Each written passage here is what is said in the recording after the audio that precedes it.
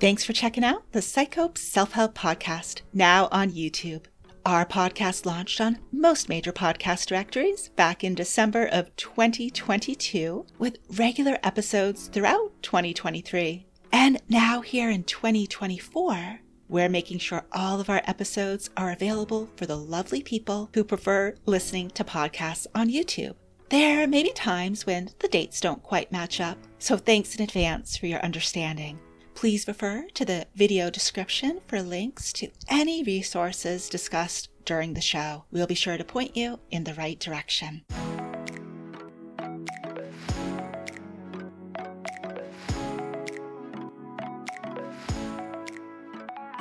Hello and welcome. You're listening to the PsycHope Self-Help podcast, a space for women where psychology illuminates paths to healing, hope, and personal growth. I'm Dr. Jennifer McManus, a clinical psychologist, and I'll be your host. Each episode, we'll explore a different way to use psychology to enhance emotional wellness. Hope you enjoy the show.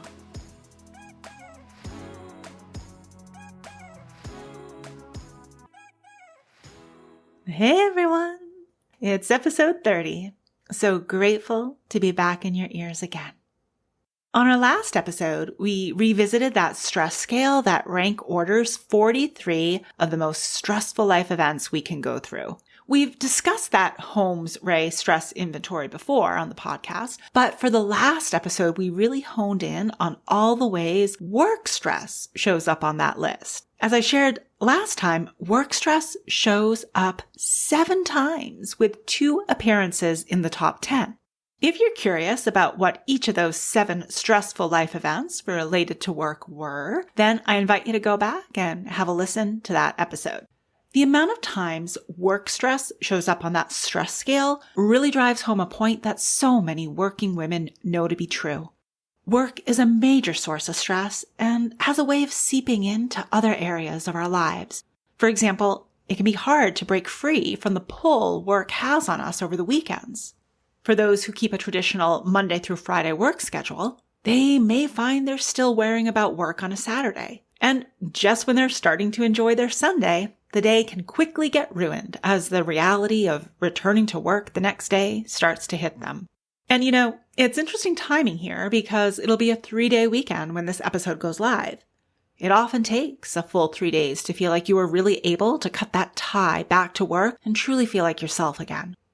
So let me connect all this focus on work stress with the plan for today's episode and the next few episodes. The PsycHope Self-Help podcast is one of the ways I'm answering a calling I've been hearing for quite some time now, to bring psychology-based resources to the self-help space. On past episodes, I've also shared some of the self-help videos I've created, like the guided mindfulness meditations you can find on the PsycHope YouTube channel. On the last episode, I was so excited to share the latest self-help resource I've made for you, an online quiz to help you find your best path through work stress.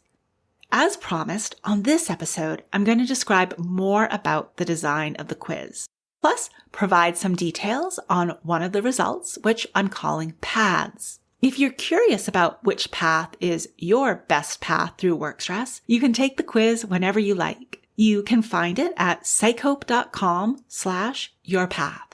And if you want to go into the quiz totally blind without any influence of the background I'll be providing on today's episode, then it's probably a good idea to pause this episode and take the quiz right now. There's a link to the quiz in the show notes for you. The path we'll be exploring today is the mind path. Before journeying down that path, though, I want to give you some cautions and big picture details on the design of the quiz. First, I want to acknowledge that there are some women out there who have the flexibility or perhaps a privilege of some sort where they don't have to stay in a place of employment that's super stressful for them. If that's the case for you, then the goal behind the quiz, to find our way through the stress of a job when we don't want to, or more likely can't quit, probably won't be relevant to you.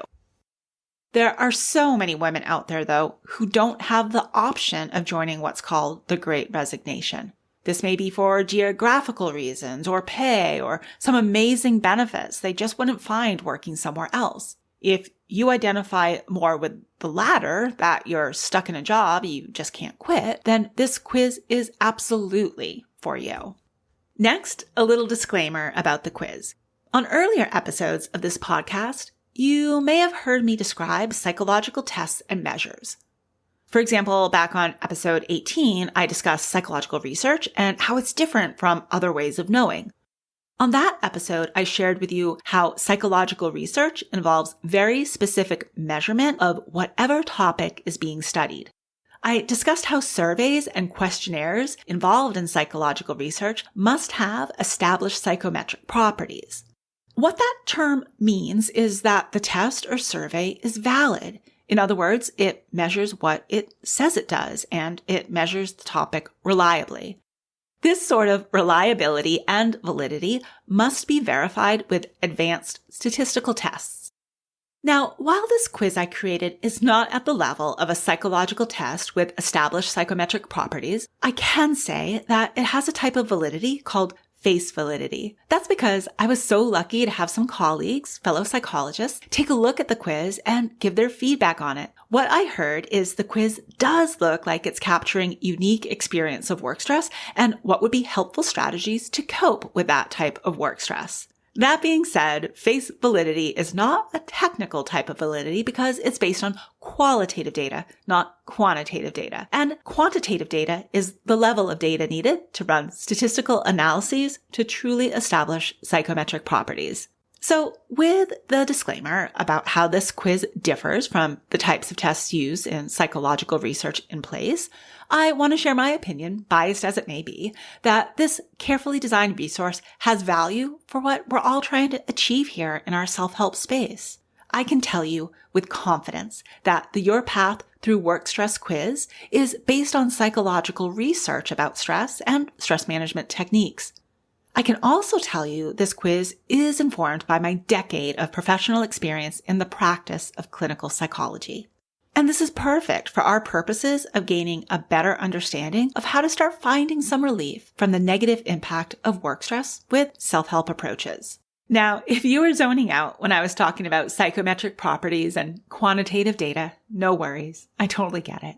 Even though psychological research serves the valuable purpose of helping us better understand human behavior, like the experience of stress, and in determining the effectiveness of coping skills like stress relief tools, it can get really dry at times. It's for this very reason that I decided to use a mind-body-spirit framework in conceptualizing the experience of work stress and how to lessen its negative impact on us with self-help approaches. All right, I have one more big picture concept to share with you before diving into the more focused mind path discussion. And spoiler alert, I'm about to reveal all of the paths and some basic details about each one. So if you only want to hear about the mind path right now and not the other 3 paths just yet, you can fast forward about 2 minutes. Drawing on that mind-body-spirit framework I used in the design of the quiz, I can share with you that 3 of the paths are indeed the mind path, the body path, and the spirit path. I want to connect this familiar mind-body-spirit framework back to psychological research for each path. And again, just high level right now, as we'll have full episodes dedicated to each path. For the mind path, which we'll explore in much more detail in just a moment, I drew on what are traditionally referred to as mental or cognitive symptoms of stress and stress management techniques aimed at reducing those particular symptoms. For the body path, I focused on well-established physical symptoms of stress and stress coping skills that help alleviate the negative impact stress can have on the body. The design of the spirit part of this framework was mostly about emotional and behavioral symptoms of stress and how to cope with them. I did take the liberty, however, based on my years of practical experience in the field of psychology, to weave in some more subjective struggles of stress that negatively impact one's overall well-being. A quick note here that will get much more attention on the episode dedicated exclusively to the spirit path. For this particular conceptualization of the mind-body-spirit framework, spirit can mean a lot more than solely religious or spiritual beliefs. Now, I know I said the quiz results will give you one of 4 paths as your best path through work stress. It might seem like if we're using the mind-body-spirit framework, then there would only be 3 possible paths. There is a 4th path, which I named the harmony path, because this particular path is all about experiencing 2 of the other paths and sometimes all 3 of the paths as one navigates work stress. Again, we'll review the harmony path in much more detail in a few more episodes.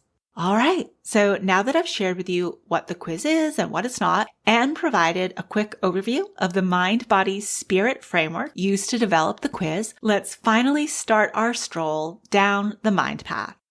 As just mentioned in the introduction to the mind-body-spirit framework for the quiz, the mind path is comprised of mental or cognitive symptoms of stress. So what are some examples of these types of symptoms when it comes to work stress?